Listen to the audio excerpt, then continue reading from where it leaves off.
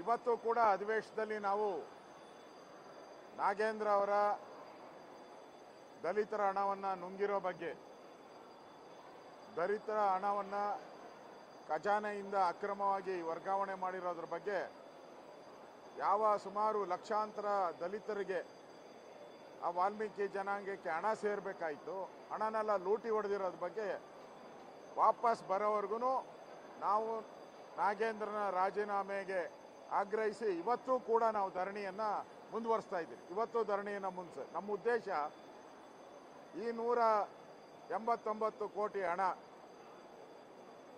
ಇದು ದಲಿತರ ಬಡವರಿಗೆ ಸೇರಬೇಕಾಗಿದ್ದು. ಇವತ್ತು ನಾಗೇಂದ್ರ ನಾನು ಒಬ್ಬ ದಲಿತ ಅಂಥೇಳಿ ಅದರ ಶೆಲ್ಟರ್ ತಗೊಳಕ್ಕೆ ಹೋಗ್ತಾ ಇದ್ದಾರೆ. ನೀನು ತಿಂದಿರೋ ದುಡ್ಡು ಯಾರ್ದು? 189 ಕೋಟಿ ಯಾರ್ದು? ದಲಿತರ ದುಡ್ಡು ತಿಂದಿದ್ಯಾ? ದಲಿತರ ದುಡ್ಡು ತಿಂದ್ಬಿಟ್ಟು ನಾನು ದಲಿತ ಅಂತ ಶೆಲ್ಟರ್ ತಗೊಳಕ್ಕೆ ಹೋದರೆ ರಾಜ್ಯದ ಲಕ್ಷಾಂತರ ದಲಿತರ ಶಾಪ ತಟ್ಟಲ್ವ ನಿಮಗೆ? ನಾನು ಕಾಂಗ್ರೆಸ್ ಅವ್ರು ಕೇಳ್ತೀನಿ, ಇವತ್ತು ಲಕ್ಷಾಂತರ ದಲಿತರು ಬೇಕಾ, ಈ ನಾಗೇಂದ್ರ ಒಬ್ಬ ಬೇಕಾ? ಆ ಲಕ್ಷಾಂತರ ದಲಿತರು, ಆ ಕೋಟ್ಯಾಂತರ ದಲಿತರು ಬೇಕಾದರೆ ಈ ನಾಗೇಂದ್ರನ ರಾಜೀನಾಮೆ ತಗೊಳ್ಳಿ.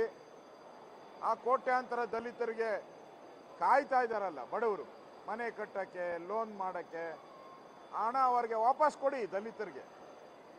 ಅಲ್ಲಿವರೆಗೂ ನಾವು ಈ ದಲಿತರ ಹಣ ನುಂಗಿರುವಂಥ ಕಾಂಗ್ರೆಸ್ಸಿನ ಈ ಸರ್ಕಾರಕ್ಕೆ ಅವರ ರಾಜೀನಾಮೆ ವಾಪಸ್ ತಗೊಳ್ಳೋವರೆಗೂ ನಾವು ಬಿಡಲ್ಲ. ಎರಡನೇದು, ಅವರು ಪರಮೇಶ್ವರ್ನೇ ಹೇಳಿದ್ದಾರೆ CBI ಚಾರ್ಜ್ ಶೀಟಲ್ಲಿ ಅವ್ರ ಹೆಸರಿಲ್ಲ ಅಂತ. ನನ್ನ ಹತ್ರ ದಾಖಲೆ ಇದೆ. CBI ಚಾರ್ಜ್ ಶೀಟಲ್ಲಿ ಅವ್ರ ಹೆಸರಿದೆ, ಅಪರಾಧಿ. ಈಗ ಪ್ರಾಸಿಕ್ಯೂಷನ್ಗೆ CBI ಚಾರ್ಜ್ ಶೀಟಲ್ಲಿ ಅವ್ರ ಹೆಸರಿಲ್ಲ ಅಂದರೆ ರಾಜ್ಯಪಾಲರಿಗೆ ಪ್ರಾಸಿಕ್ಯೂಷನ್ಗೆ ಹೆಂಗೆ ಪರ್ಮಿಷನ್ ಕೇಳ್ತಾರೆ ಅವರು? ಪ್ರಶ್ನೆ ಮಿಸ್ಟರ್ ಪರಮೇಶ್ವರ್, ನಾನು ಪ್ರಶ್ನೆ ಕೇಳ್ತಾ ಇದ್ದೀನಿ. ಮಿಸ್ಟರ್ ಪರಮೇಶ್ವರ್, ಅವ್ರ ಹೆಸರು CBIನಲ್ಲಿ EDನಲ್ಲಿ ಇಲ್ಲ ಅಂದರೆ ಪರ್ಮಿಷನ್ಗೆ ರಾಜ್ಯಪಾಲರನ್ನ ಯಾಕೆ ಕೇಳ್ತಾರೆ? ಹೆಸರಿಲ್ದವ್ರು ಕೇಳಕ್ಕೆ ಯಾವ ಅಧಿಕಾರ ಇದೆಯಾ? ಅಷ್ಟಾದರೂ ಕಾಮನ್ ಸೆನ್ಸ್ ಬೇಡವಾ ಕಾಂಗ್ರೆಸ್ ಅವ್ರು? ನಿಮಗೆ ಎಲ್ಲ ಮುಚ್ಚಾಕ್ತಾ ಇದ್ದೀರಾ. ಒಬ್ಬ ನಾಗೇಂದ್ರನಿಗೋಸ್ಕರ ಕೋಟ್ಯಾಂತರ ದಲಿತರನ್ನ ಎದುರಾಕಂತ ಇದ್ದೀರಾ ನೀವು. ಎಚ್ಚರಿಕೆಯನ್ನು ಕೊಡ್ತಾ ಇದ್ದೀನಿ.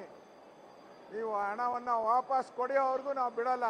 ನಮ್ಗೆ ಚರ್ಚೆ ಮಾಡಬೇಕು, ಬರದ ಬಗ್ಗೆ ಚರ್ಚೆ ಮಾಡಬೇಕು, KPC ಹಗರಣದ ಬಗ್ಗೆ ಚರ್ಚೆ ಮಾಡಬೇಕು, 5 ತಿಂಗಳಿಂದ ಪೆನ್ಷನ್ ಕೊಟ್ಟಿಲ್ಲ ಬಡವರಿಗೆ, ಚರ್ಚೆ ಮಾಡಬೇಕು.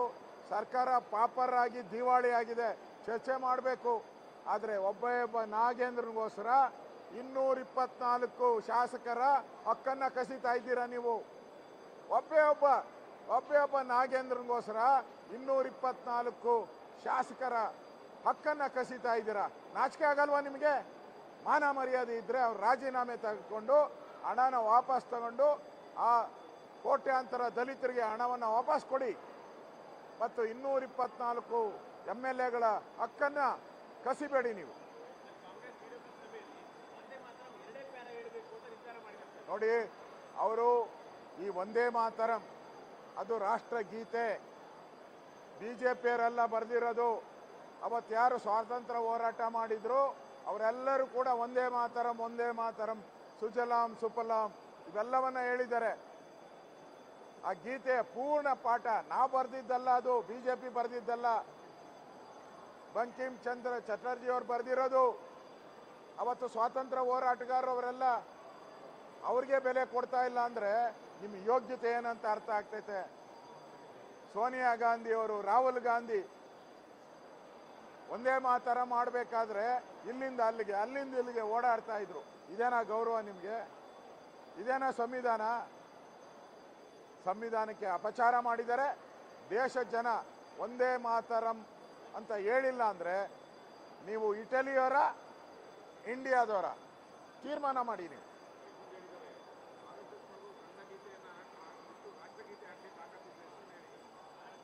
ನಾವು ದಿನ ರಾಷ್ಟ್ರಗೀತೆಯನ್ನು ದಿನ ಆಡ್ತೀರಿ, ಸಂಘದ ಫಂಕ್ಷನಲ್ಲೂ ರಾಷ್ಟ್ರಗೀತೆ ಆಡ್ತೀರಿ, ಒಂದೇ ಮಾತರಮೂ ಆಡ್ತೀರಿ.